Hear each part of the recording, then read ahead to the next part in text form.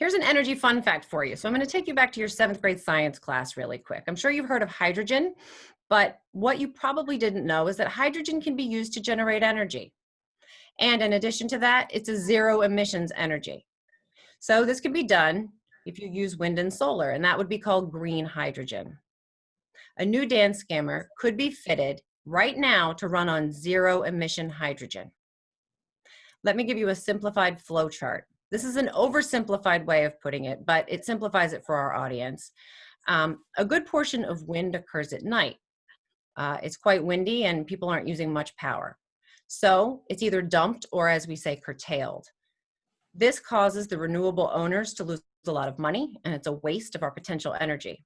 So if we could harness that unused power and combine it with water, put it through an electrolyzer, it would create hydrogen, and then it could generate some power. The only byproduct, by the way, of hydrogen is oxygen emissions, and that's actually good for the planet.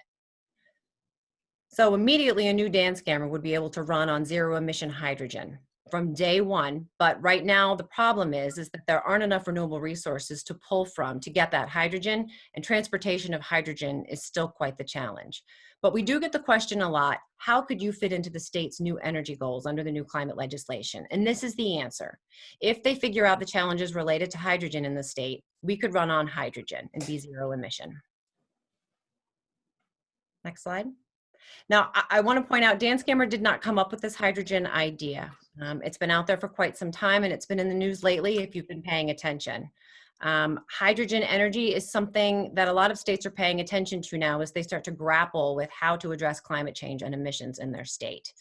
And on the next slide, you'll see that the president of the New York ISO is also drawing attention to the fact that we need power generators that can be on call when wind and solar are not available. And you can see here in his quote that he points directly to hydrogen as a possible answer for that.